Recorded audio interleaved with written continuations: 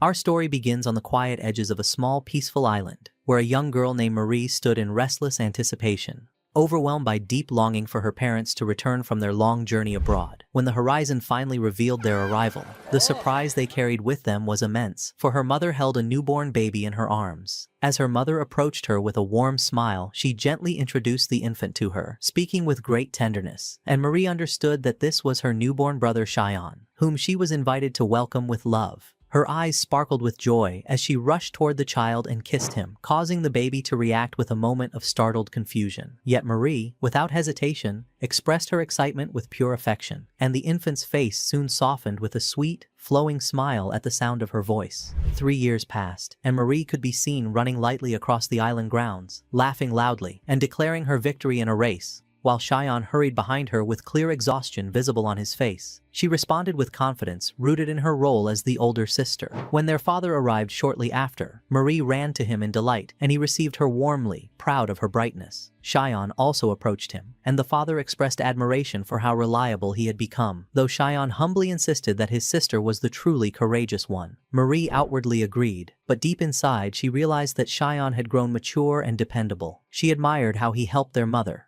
no longer behaving like the child he once was. At times, she would catch him sitting alone, lost in deep thoughts as if he were far older than his age, and this stirred within her a subtle, hidden jealousy. One day, Cheyenne stood alone murmuring strange phrases that resembled incantations. Marie assumed that he was practicing for a play and laughed as she remembered his early childhood. Later that evening, when the family sat together for dinner, Cheyenne suddenly asked his father a serious question about the existence of monsters. His father acknowledged their existence and reminded him never to leave the island under any circumstances, for the creatures beyond its borders were dangerous. He explained that if Cheyenne ever encountered one, he must flee immediately and seek help from an adult. But Cheyenne was not satisfied. He continued with another question about fairies and spirits, and their father assured him that fairies likely existed, though he had no knowledge of spirits. Marie remained silent, yet the astonishment written on her face clearly revealed how unbelievable she found the conversation. Cheyenne pressed further, asking about magic, whether it was real and whether humans could control elements like water, fire, and air to perform extraordinary feats.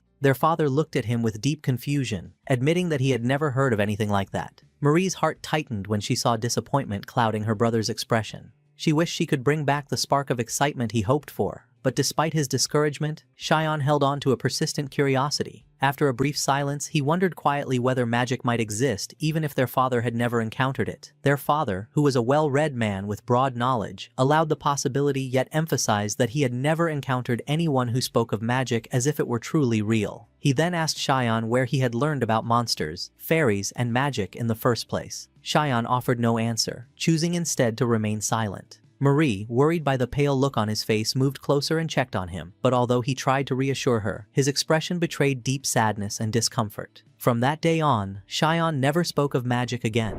3 more years passed. Marie trained intensely with a wooden sword in the garden, while Cheyenne watched her with admiration overflowing from his eyes. After she finished her practice and sat beside him, he asked why she trained so diligently every day. She explained that as his older sister, she had to be ready for anything to protect him. When he asked what exactly she intended to protect him from, she replied playfully that it did not matter. Whether monsters, spirits, or anything else, the duty was hers. Though the effort felt heavy at times, she loved the feeling that each day she grew stronger for his sake. She also admitted that although she was not talented in academics like him, she excelled in movement and combat. At that moment, Cheyenne truly understood the driving force behind her relentless training. As dusk settled, Marie continued practicing until her friend arrived and expressed surprise that she had not grown tired yet. When her friend declined to join due to exhaustion from helping her grandmother all day, she asked about Cheyenne and whether he was still studying at home. Marie confirmed that he was, and her friend remarked that the two siblings seemed to belong to completely different worlds. This comment reminded Marie of the day Cheyenne had once asked about magic, and she wondered if his constant studying was tied to that curiosity. Suddenly, a strange, bright light appeared above the lake, leaving Marie and her friend frozen in shock. The next day, Marie took Cheyenne to the lake. Although he hesitated, concerned about their mother's warning not to wander too far, she reassured him that the place was not dangerous and that no monsters lived there. As darkness began to fall, Cheyenne worried that their mother might become upset, but Marie encouraged him to wait just a bit longer.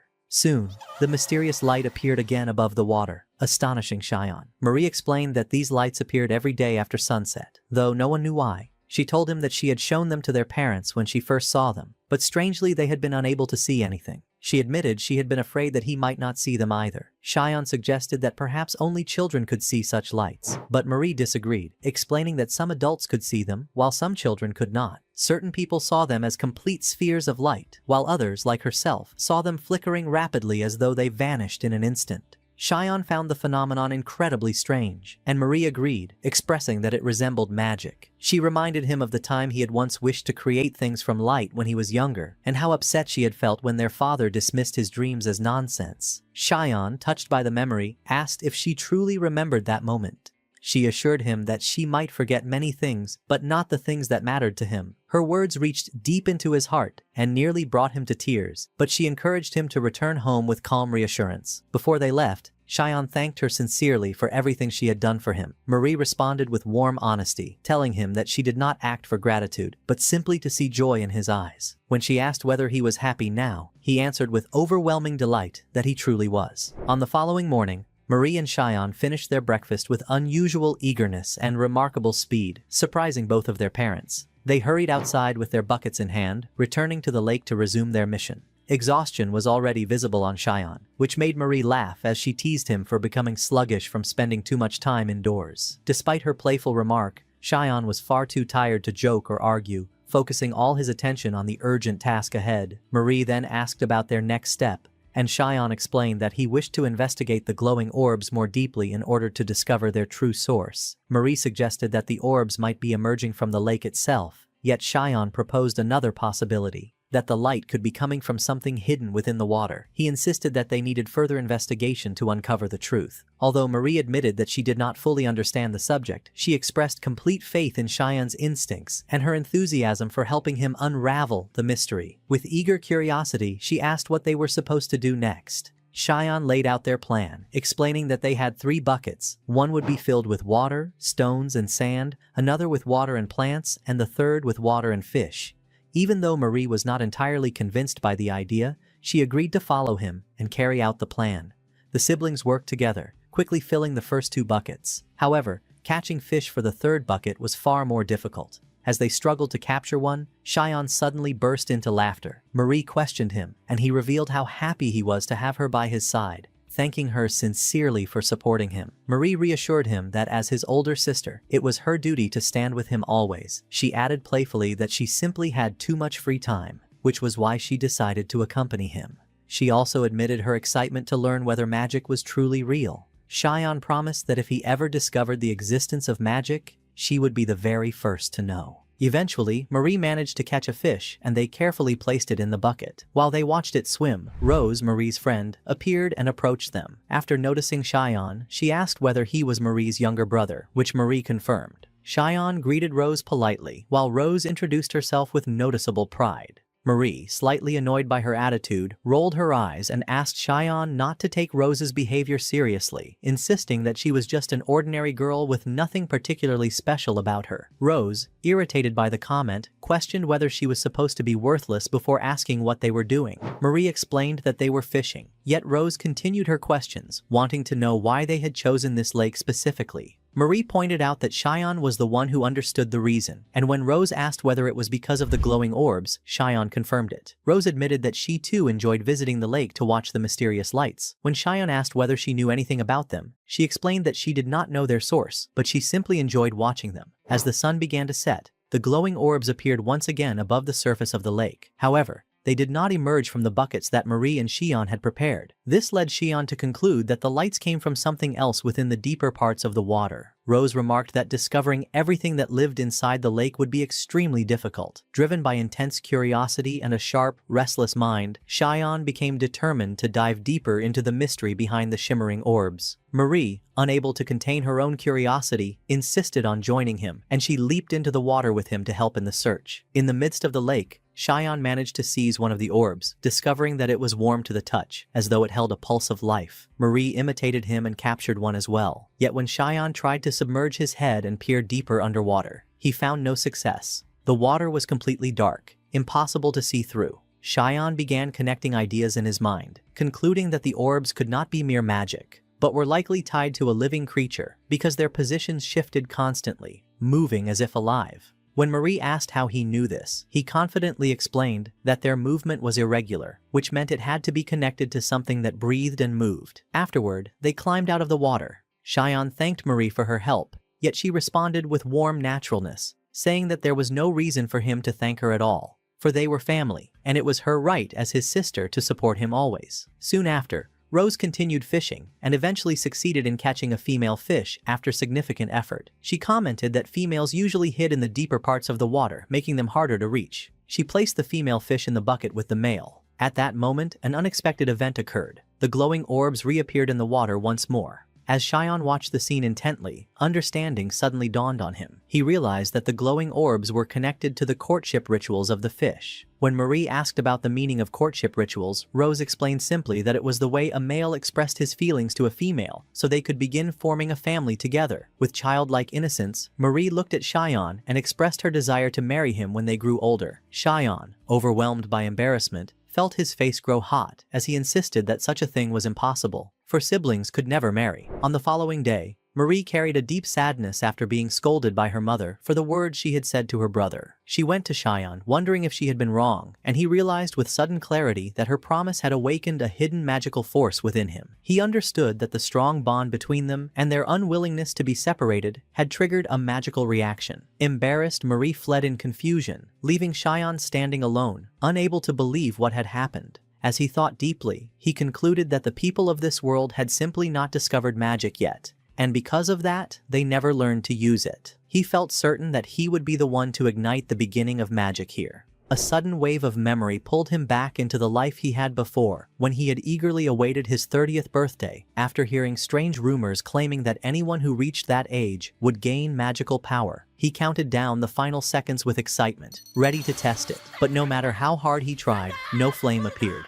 leaving him crushed. Still, he refused to stop and pushed himself forward with stubborn determination. Later, in a quiet night, he sat alone in his room with an old, dusty book of magic. He read an incantation with hope, waiting for even the smallest reaction, yet nothing happened. The silence in the room reminded him of how empty the world felt without magic. Disappointed and weary, he lay down to sleep. But as he prepared to rest, his heart suddenly stopped, and he collapsed, overwhelmed by the final memories of a life where he tried hard to grow and improve, yet never found true joy, except in the idea of magic itself. That idea alone had carried him through life, even without proof. With one last memory, his consciousness faded. He awakened in a new life, remembering the painful words his current father had once told him about the non-existence of magic. He tried to ignore it and devote himself to work and study, yet even in this life, his dreams slowly crumbled, until, without warning, a real surge of magical energy erupted from within him. He tried again to create a fireball, but nothing formed. He reminded himself to stay cautious. One spark did not prove that magic truly existed. When Marie entered his room, he felt that her presence came at the perfect moment. As she spoke about dinner, she agreed to stay a little longer, and under his intense gaze, she became flustered. When he expressed his feelings toward her, another burst of magical energy escaped him, confirming his suspicion that emotional expression triggered the power. Marie, however, became upset and believed he was using her for personal gain. He insisted that his words were sincere, but she struggled to accept them until she finally believed him and begged him not to repeat it. When she asked what he had discovered, he explained that the energy appeared whenever he expressed emotions, though he knew this could not be the only way.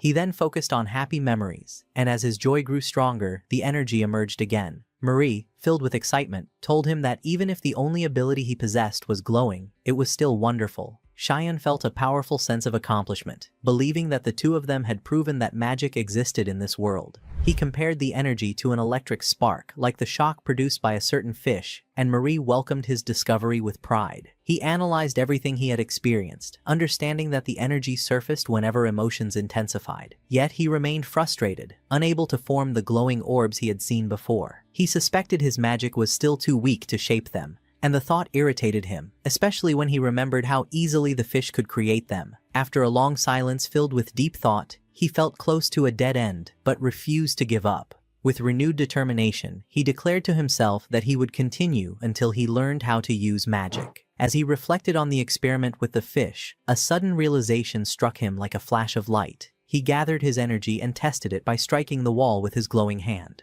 The result was small and weak, only a faint light and a slight injury. But to Cheyenne, it was a meaningful step forward. Later, he went to the garden to join training with his father, Marie, and Rose. His father asked if he would participate, but Shion, uninterested in combat, felt no purpose in learning it. His father explained that the training was not meant for fighting others, but for defending against the monsters outside the city. Rose expressed her desire to learn for her own safety, and Marie supported her enthusiastically, while Shion remained dissatisfied. His only wish was to study magic freely. During the training, Shion quickly collapsed from exhaustion, prompting his father to remark on his weakness. Shion had no response but agreement. Meanwhile, Rose performed impressively, earning praise. The difference between her ability and his was clear. When it was Marie's turn, she entered the field with great excitement, moving with speed and strength that shocked everyone, including Shion and Rose. She executed a clever maneuver, but her father countered and defeated her. Despite the loss, Marie accepted his words with optimism as he praised her courage and assured her that she was on the right path.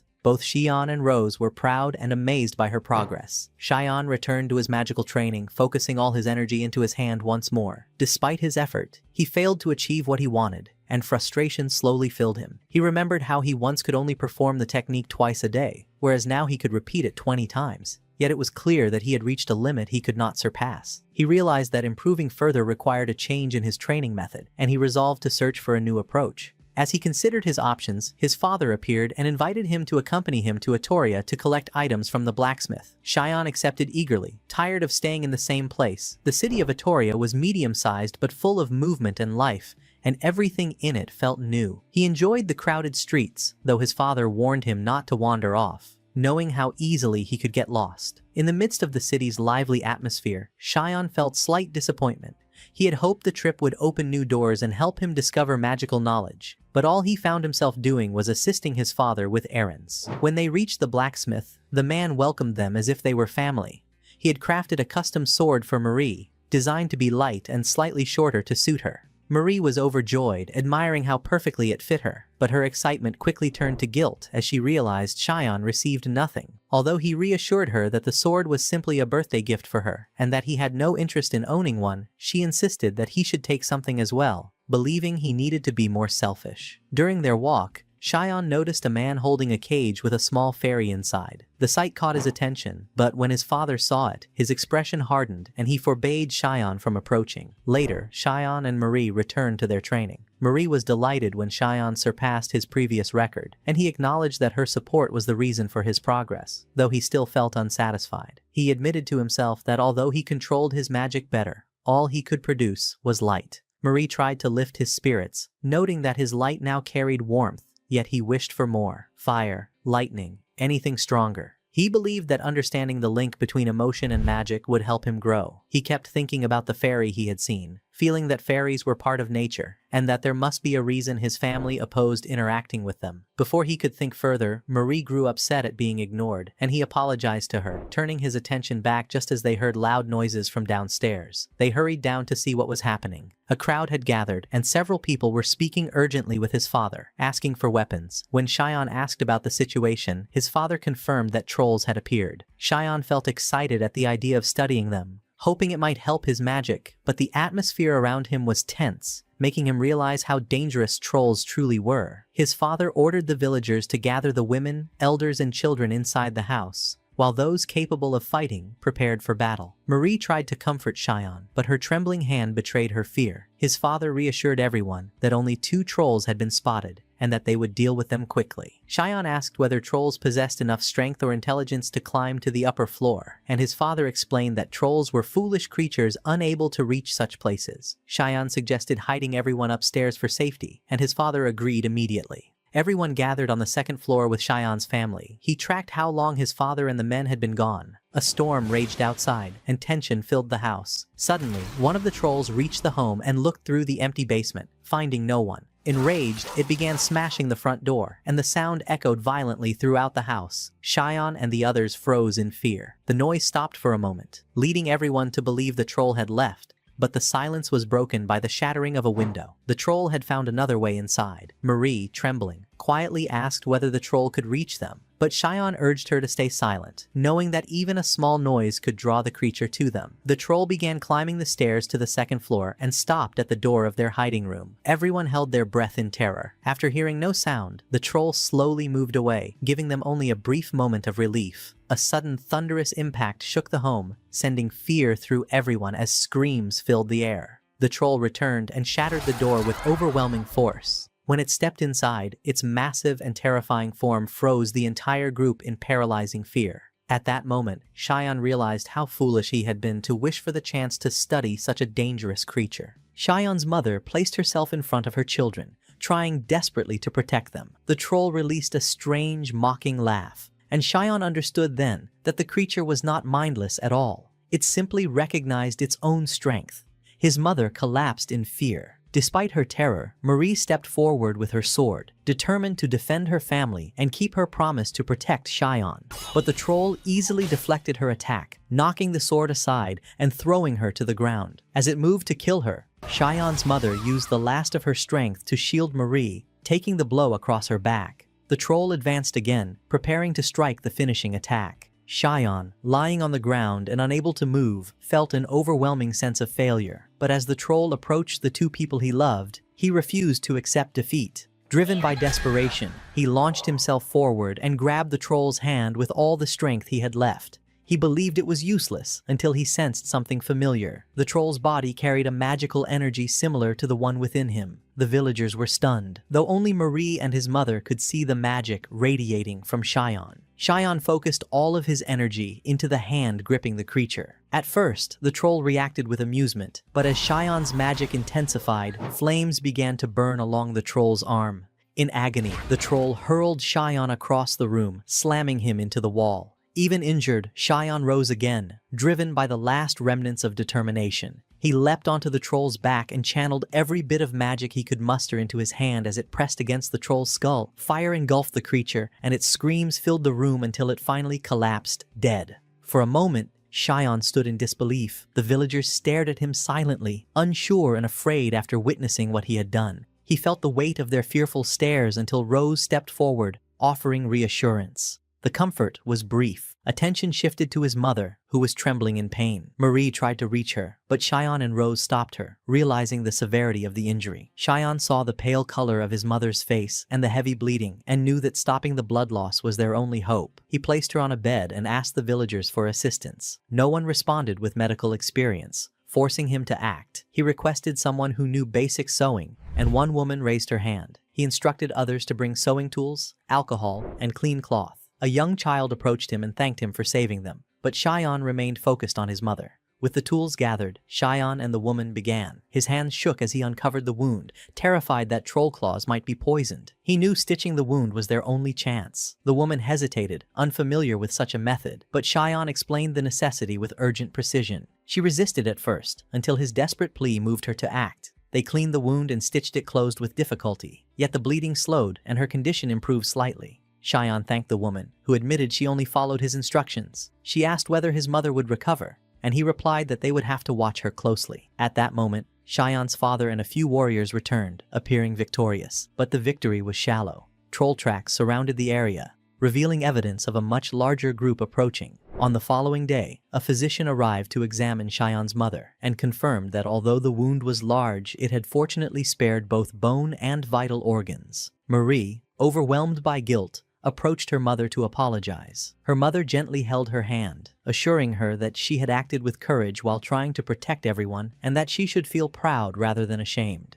For the first time since the incident, Shion's father spoke, his voice marked with curiosity and disbelief. He questioned Shion about how he had accomplished everything the villagers described and how he possessed any medical knowledge at all. Shion, unable to reveal the full truth, answered with uncertainty, offering no clear explanation. His father remained puzzled and pressed further, asking how he had defeated the troll and what had caused the burn marks on its body. Shion found himself unable to respond. His father immediately suspected the truth and asked whether it had been magic. Shion, shocked, wondered how his father had come to that conclusion, but the man explained that Shion's sudden interest in unusual topics had led him to consider the possibility. Shion hesitated, asking whether his father would believe him if he spoke honestly, and the man admitted he could not promise belief but wished to trust his children. At that moment, Marie, eager and proud, interrupted to express her confidence in Shion, revealing that he had been researching magic. The revelation startled their father, who warned Shion that such matters could put him in danger and must not be discussed openly. When Shion asked whether those who were different faced persecution, his father confirmed it and repeated his warning. The idea struck Shion deeply, filling him with confusion and sorrow, but Marie defended him passionately, insisting that he had worked tirelessly and that the entire village was safe because of what he had done. Although their father acknowledged Shion's role in saving lives, he maintained that he could not allow him to pursue something potentially dangerous. Marie, frustrated, argued that no one even knew whether magic was dangerous at all. Their father responded that a power strong enough to kill trolls could not be dismissed lightly. Reflecting on his long struggle and determination,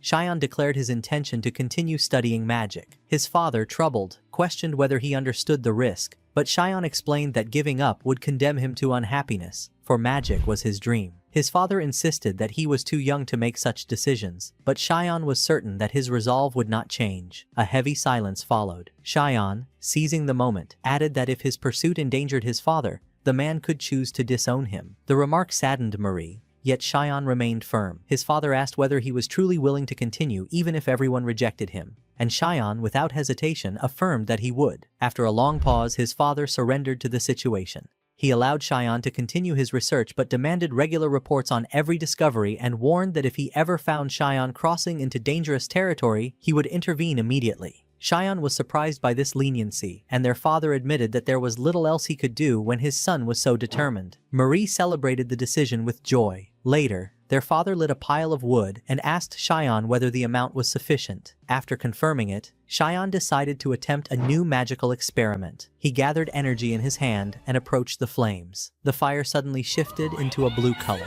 reacting to the magic forming in his hand. Alarmed, his father extinguished the fire to protect him, believing the reaction to be extremely dangerous. Marie rushed to check on her brother, and Shion explained that he had learned something important. Magical energy could merge with natural energy, and when this happened, the fire changed in response to it. Their father, though unable to see the magic itself, acknowledged that he had witnessed the change and had no choice but to believe what he saw. Marie, feeling left out, remarked on how they seemed to understand each other while she struggled to grasp the concept. But Shion reassured her, reminding her that she had been the one who helped him discover magic in the first place. Soon after, Shion, entertained by the possibilities, imagined himself summoning a massive fireball, and his father explained that this excitement always surfaced when Shion uncovered new aspects of magic. The experiments continued repeatedly, with his father standing by, ready to intervene should anything go wrong. When exhaustion finally set in, his father suggested a short rest, and Shion thanked him. At that moment, Rose arrived and asked whether he was conducting a new magical test. After he explained the situation, she was astonished. He promised to show her later, but mentioned that his father now required him to perform magic only under supervision. Rose admired the support his father showed, believing him to be exceptionally caring. Shion expressed his gratitude to Rose for her kindness during the troll attack, acknowledging that she had brought him comfort and stability during that terrifying moment. She asked about Marie, noticing how intensely she trained. Shion believed that the recent events had left her feeling responsible, yet he felt confident that she would overcome it. Rose reminded him that Marie relied on him and needed his support.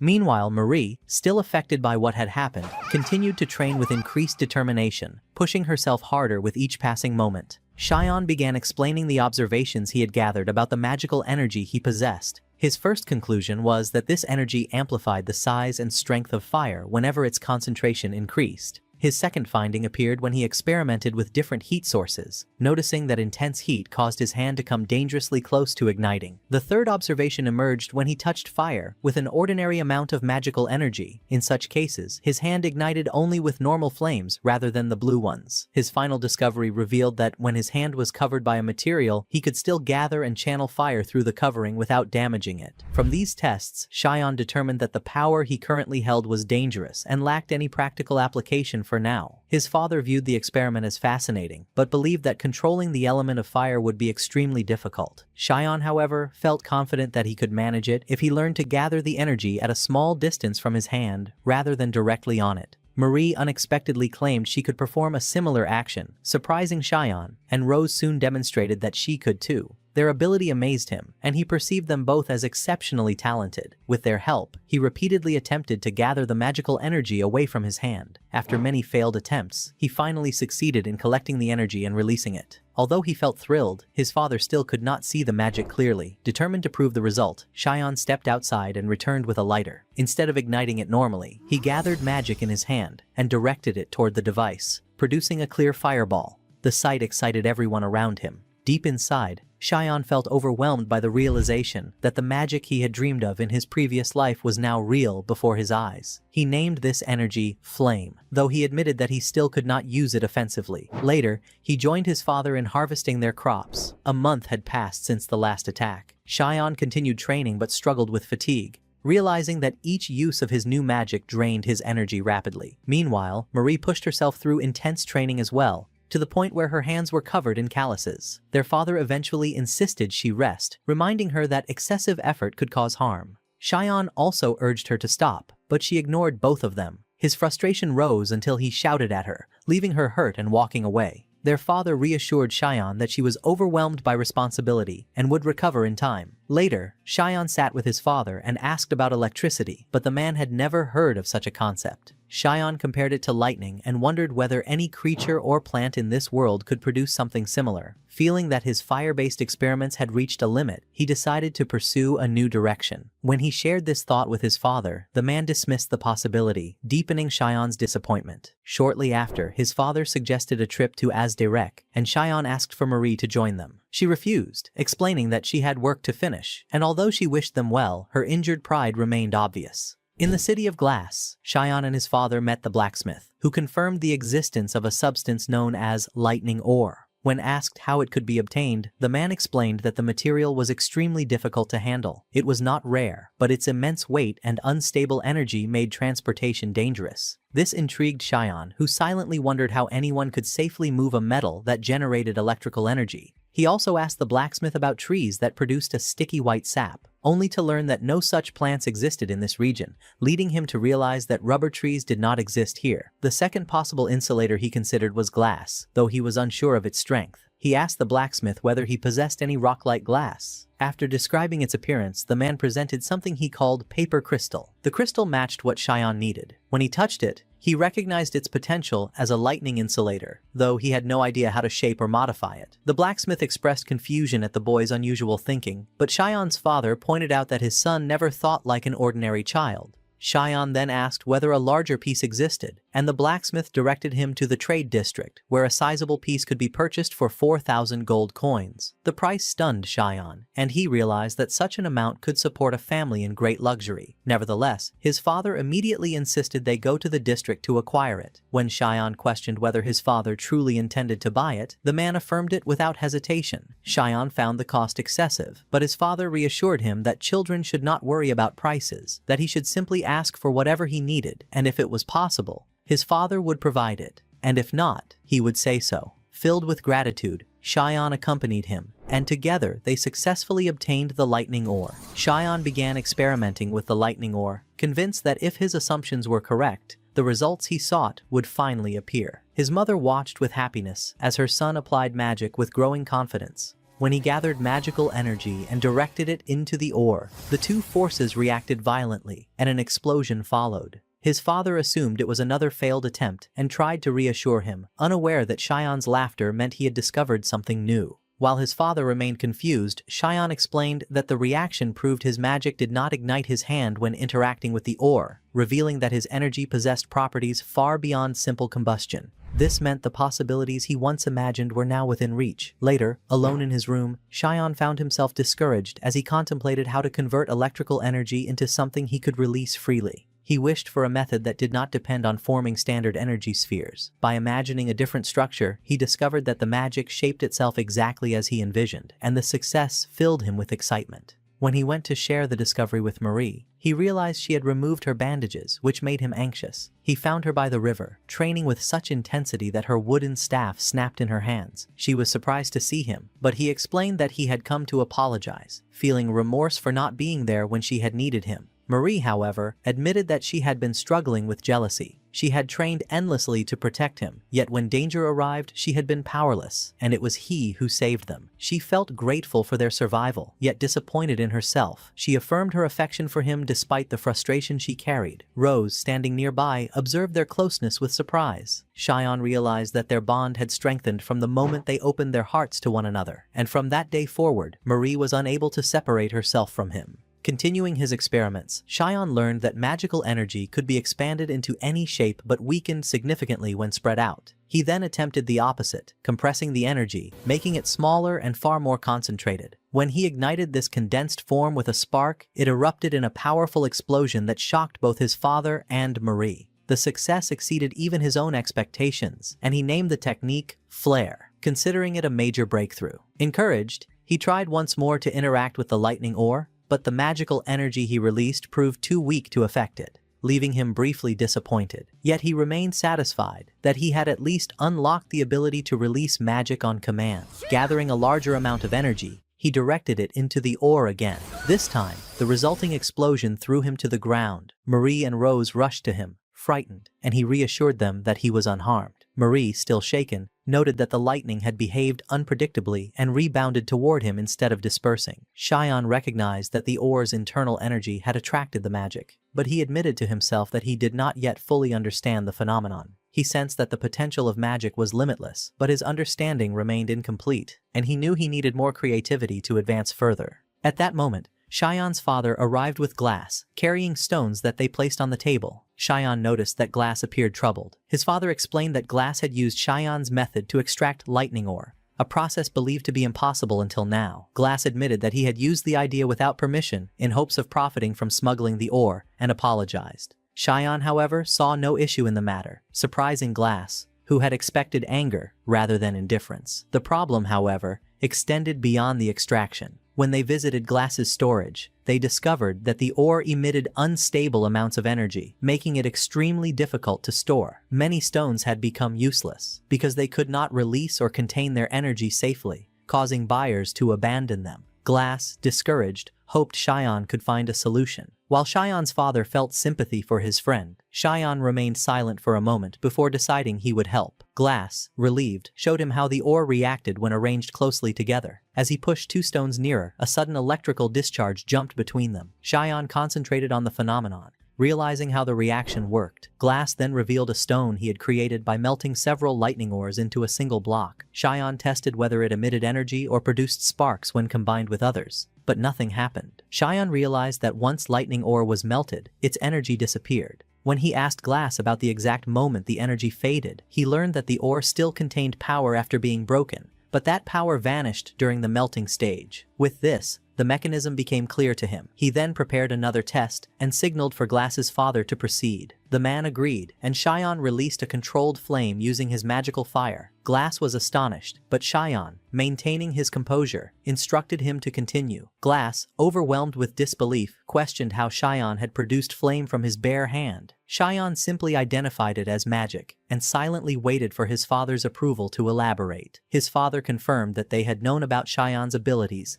and Glass, stunned, admitted that he would never have believed it without witnessing it himself. After an hour, Glass completed the formation of a new lightning stone, and once two of the newly shaped stones were placed close together, a spark ignited between them. Cheyenne felt immense satisfaction. The magical fire had influenced the material successfully. Everyone congratulated him, and he named the new enhanced material Iron Lightning, believing it would become highly valuable. They immediately began producing sheets of iron lightning. Cheyenne worked tirelessly for 3 days without rest, creating all the items he needed: illumination crystals, magical igniters, and similar devices. His father expressed deep pride in him, and even Marie, who previously struggled with jealousy, praised him without any trace of resentment. Glass thanked Cheyenne, admitting that his level of creativity was beyond anything he had imagined. He seemed prepared to say more, but Cheyenne's father quickly interrupted him. Sensing something unspoken, Cheyenne recalled the unfinished words earlier, words that hinted at an offer of aid for Cheyenne and his family. The offer soon became direct, and Glass pledged support whenever needed. Marie, confused, questioned the meaning behind it, and Cheyenne, smiling, stated that a new idea had formed in his mind during the crafting process.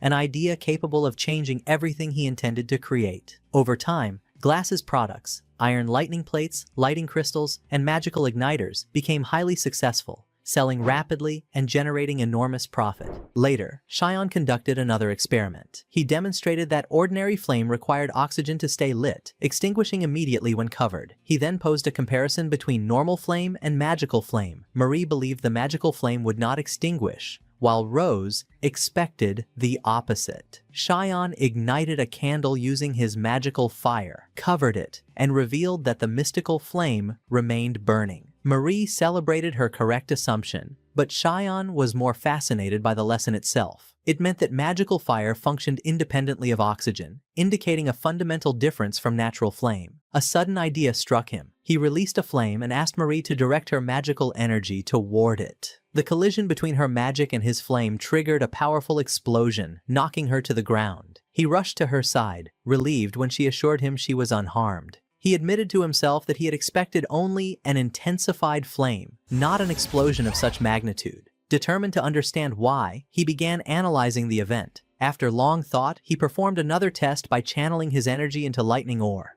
expecting a similar reaction, but nothing happened. The absence of an explosion revealed the missing factor, and he finally understood the principle. Rose, surprised, questioned the nature of magic itself. Cheyenne recognized that magic was indeed magical energy, but it interacted with air as a medium. Magical fire persisted without oxygen, but when he tested lightning magic, he felt resistance from the air itself. The patterns confirmed that magical energy behaved like air, or pressure, influencing its surroundings rather than relying on chemical properties. The realization marked a major breakthrough in his research. Overwhelmed with excitement, Cheyenne released his characteristic, strange laughter, the one he always produced when making a major discovery. Rose and Marie shared in his enthusiasm, pleased to witness his growth and the promise of even greater advancements. Cheyenne had requested a special item, a pair of gloves crafted from leather and paper crystal.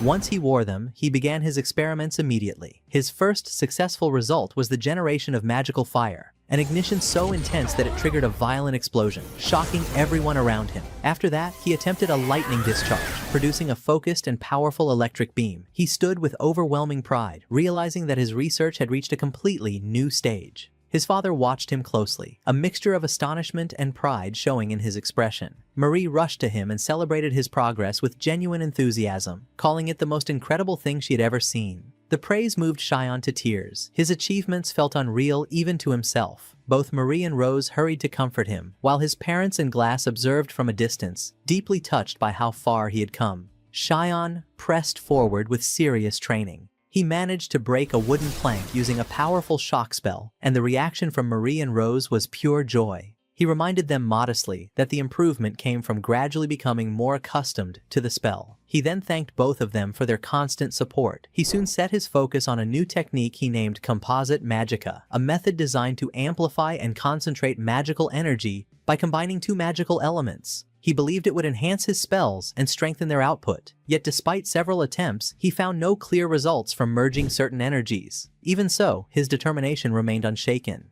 He tried a fresh idea and went down to the river to conduct another experiment. He repeated a particular spell again and again, failing each time. The continuous failure left him frustrated, and Marie and Rose struggled to understand what he was attempting. Cheyenne reviewed what he already knew. The earlier experiment had proven that magical energy behaved like air, so he wanted to observe its interaction with water. However, nothing happened when he directed his magic toward the river. Water showed no visible response, unlike fire and lightning. He began explaining the technical details, and both girls became completely lost in his scientific ramblings, something they had grown used to over time. Unwilling to give up, Cheyenne tried again. This time, he succeeded in making the water float. Marie reacted with excitement, recognizing that magical energy was interacting with water after all. Rose wondered if this meant he would eventually wield water magic. Although delighted, Cheyenne understood that the effect remained weak and far from usable, and he needed much more mastery before water magic could become a reliable tool. Suddenly, he released a burst of magical energy that startled both girls. As he attempted to compress water into his hand, he successfully formed a floating ring of water.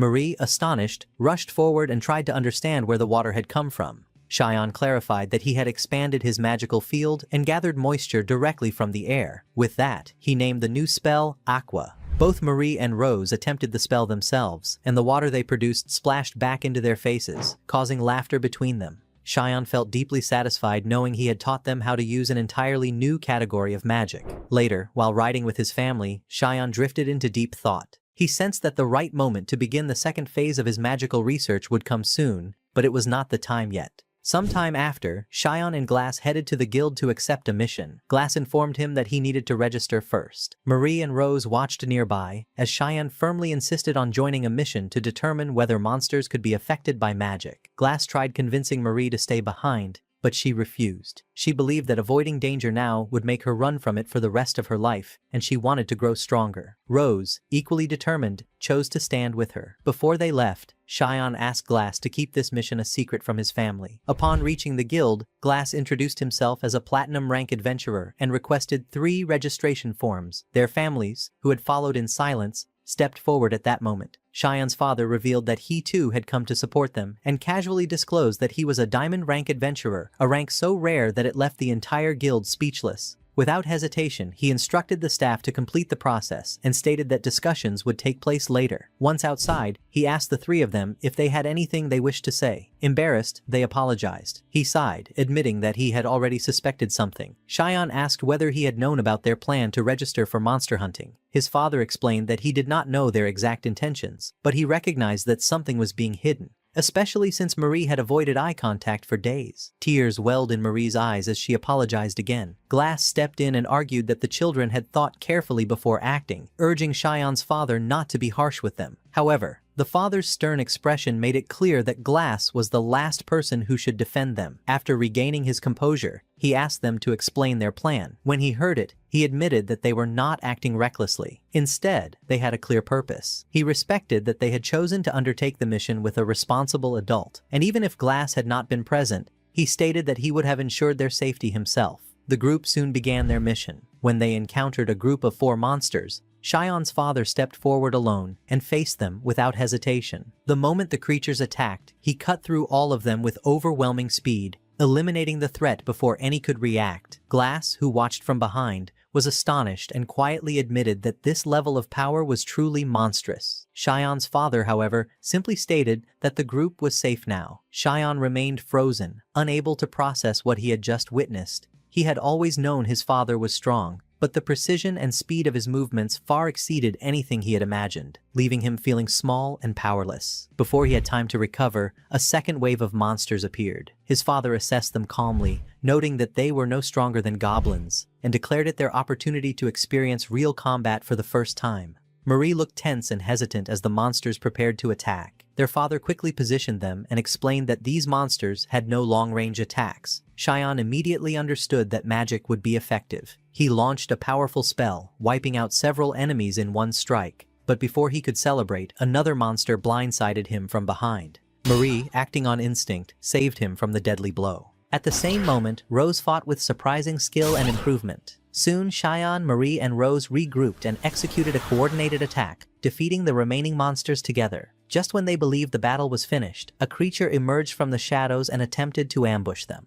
Cheyenne, reacting quickly, eliminated it before it could reach them. After confirming their safety, they acknowledged one another's efforts and expressed their gratitude. Marie, breathing heavily, felt a renewed surge of confidence. Fighting beside Cheyenne made her feel stronger, and she truly believed she could face danger as long as he was with her. In that moment, Cheyenne realized that blood alone did not define their bond. No matter what happened, Marie would always remain his one and only older sister in this world. Their father approached afterward and praised their performance, noting their precise coordination in battle. He announced that they would continue into a second confrontation, calling it their best chance to gain true experience. He also pointed out signs of increasing monster activity nearby and encouraged them to press on. Cheyenne, still unable to understand how his father maintained such relentless speed, had no time to dwell on it before they were thrust into another fight. Each of them pushed themselves to the limit. After their victory, exhaustion overwhelmed them quickly. Marie, nearly collapsing, admitted she could not continue any longer. Their father commended their efforts once again. Glass laughed and remarked that he felt as though he had contributed almost nothing. Xian openly acknowledged that keeping up with their father in combat was beyond difficult. While resting, Xian noticed a dark cave nearby and felt compelled to explore it. Marie and Rose hesitated,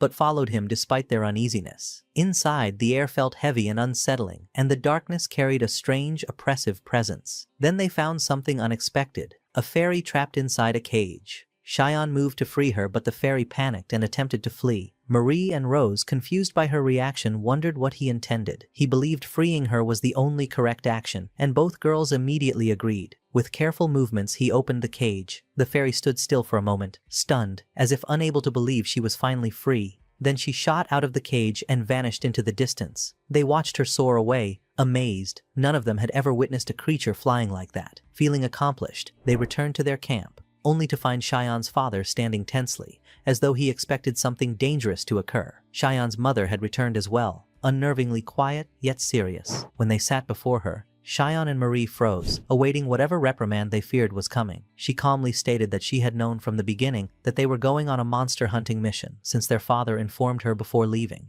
Surprised, Xian questioned why she had been angry earlier. She explained that she rarely saw his father return from battle injured, and knowing his nature, she feared he would lose himself once engaged in combat. Later, Xian faced another group of goblins alone and used the opportunity to test a new spell he had created. By gathering a massive amount of air and wrapping it in a magical barrier, he increased the pressure to its limit, generating a powerful storm that knocked the goblins off their feet. He was thrilled with the success of the spell, though slightly frustrated by how long it required to cast. Still, he accepted that its purpose was not for direct combat. While walking through the city afterward, Xian examined everything around him with suspicion. Rose noticed his focused expression and questioned it, but he simply brushed it off. Internally, he wondered why he had yet to sense anyone possessing the same magical aura that Marie and Rose carried. As the three continued their conversation, they noticed that monster numbers around the city were rising at an unusual rate. Marie, growing uneasy, suggested they visit Glass. Xian headed to Glass's workshop with his companions, where Glass welcomed them warmly and encouraged them to make themselves at home, since the day had brought few customers.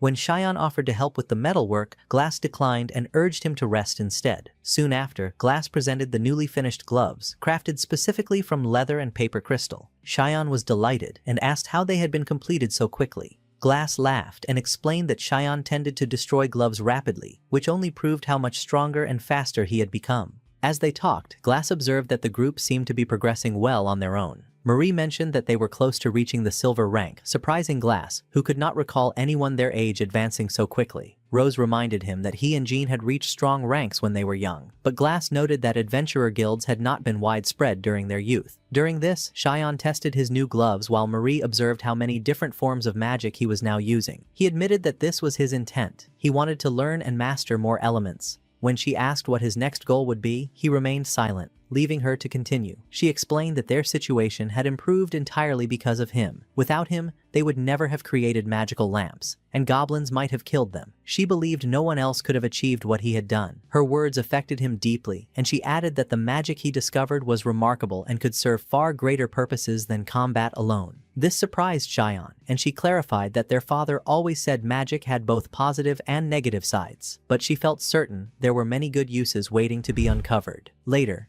Xian trained with his father in an intense sparring session. Just as his father was about to win, Xian suddenly used a new earth spell that caused the ground beneath his father to collapse and swallow him partially. With this unexpected move, Xian secured victory. His father was stunned, asking how such a spell was possible. Xian explained that he had concentrated air into the soil, increasing its pressure and forming a pit. He admitted, however, that the physical movement required to cast such spells was exhausting and that he needed to improve his stamina. His father laughed and told him this difficulty was normal for a beginner, and that his growth was impressive, almost surprising to himself. Xian agreed, though he admitted the spell did not always function as intended. He mentioned his desire to eventually use air magic to fly, causing his father to laugh again and compare that dream to the freedom of birds. Marie soon arrived and requested her turn to train. Her fight with their father was equally intense, and Xian observed how much she had progressed. Her speed and sword technique were remarkable for her age, but her impulsiveness remained a weakness, allowing their father to defeat her. She fell in frustration,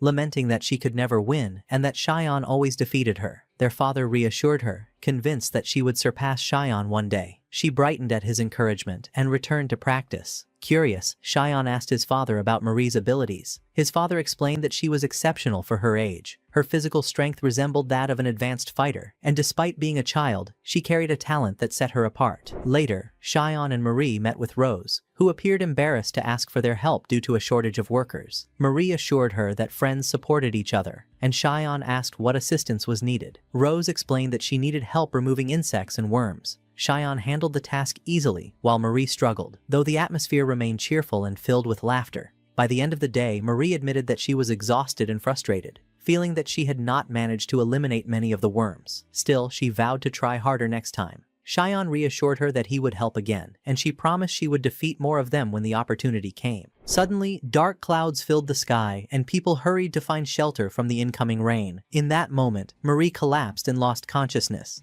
Cheyenne, shocked, rushed to her side, but she remained completely unresponsive. Panic spread through him and Rose as they carried her home immediately. Once inside, Cheyenne checked her temperature and was startled to discover that her body was extremely cold. Their parents returned soon after and were overcome with worry. Sometime later, Marie opened her eyes, but she showed no signs of alertness or strength. Rose suggested that it might be the lethargy illness. Cheyenne's father recognized it as the disease spreading recently in Asteria. She explained that victims collapsed mid-step and awoke motionless, consumed by an overwhelming sluggishness that gave the disease its name. The news left Cheyenne stunned. His mother asked if Marie would recover quickly, but Rose explained that no one had survived the illness yet, since too little was known about it. The entire family fell into sadness, weighed down by fear for Marie. Cheyenne's father decided to take Marie to a physician in Asteria and instructed Cheyenne to stay with his mother, but Cheyenne refused, insisting that protecting Marie would be harder without him and that it was better for him to go along. After some hesitation, his father agreed, and they departed. During the ride, Cheyenne's father urged him to stay close and take care of Marie. Cheyenne resolved silently that they would reach Asteria no matter what. Then Cheyenne noticed a glowing red light he had seen once before. When he asked his father about it, the man claimed to see nothing.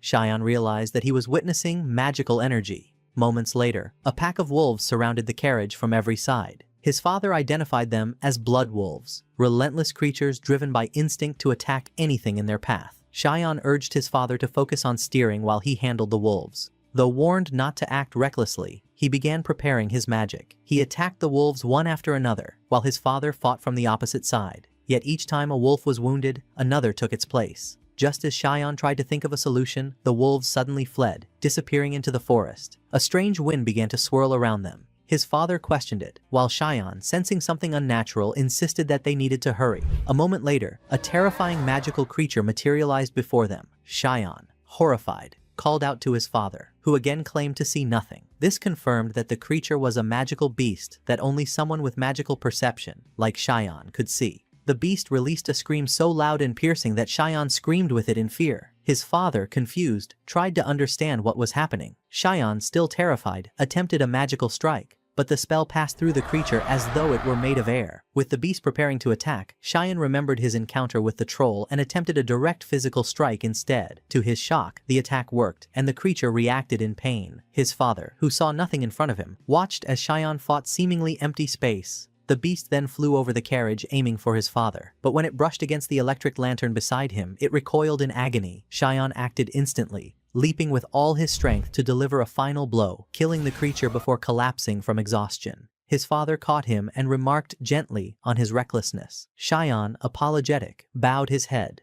but his father refused the apology, acknowledging that they were safe because of him. They resumed their journey, and his father remained deep in thought, wondering about the strange creature. When Cheyenne asked if he had managed to see it, his father explained that he saw it only when it approached him directly. Cheyenne looked toward the lantern and realized that it had allowed his father to perceive the beast. His father stressed that they needed to hurry, as there was no guarantee such creatures would not appear again. When they finally reached their destination, they discovered that many people were suffering from the same illness as Marie. They rushed her to a physician, but he instructed them to wait their turn. Cheyenne, frustrated and emotional, insisted that they had faced storms and monsters to get there, but his father calmed him, saying that nothing more could have been done. Once examined, the physician confirmed their fear. Marie was afflicted with the lethargy illness, and no cure existed yet. Cheyenne, devastated, asked why a physician would simply declare helplessness. The man apologized but had no answer. Cheyenne, heartbroken, thought of his sister laughing, running, smiling, and tears filled his eyes as he wondered how someone so innocent could suffer like this. The next day, they arranged for Marie to stay in Asteria in a safe location while they searched for a cure. The space belonged to Glass, who had planned to use it as storage, but he offered it immediately upon hearing the situation.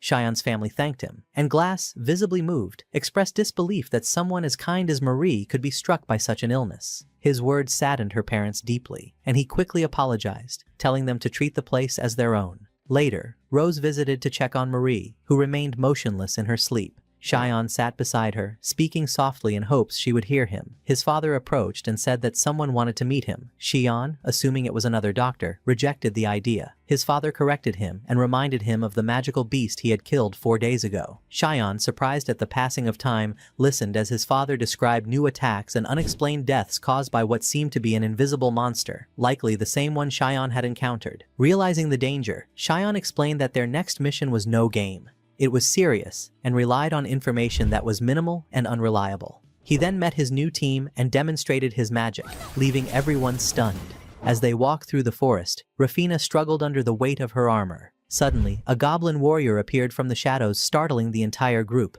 They questioned why such a creature was here in this region. Bridget, excited, prepared for combat, while Rafina, irritated, shattered her armor and charged forward to show her strength. Cheyenne attempted to assist using his magic, but misfired and struck her sword instead of the goblin. Dust filled the air, blocking Rafina's sight. The goblin seized the opportunity and struck her hard, sending her crashing into a tree. It prepared to finish her, but Cheyenne intervened with a decisive spell. Rafina, regaining her footing, returned to finish the creature and hurled a pile of stones onto it. Cheyenne was startled by her ferocity. He asked whether she had ever seen a goblin like that, and she admitted she had only encountered normal ones. He sensed that the team was losing sight of the mission's true purpose. And with that, the story comes to an end. If you enjoyed it, don't forget to like and subscribe. See you later. Goodbye.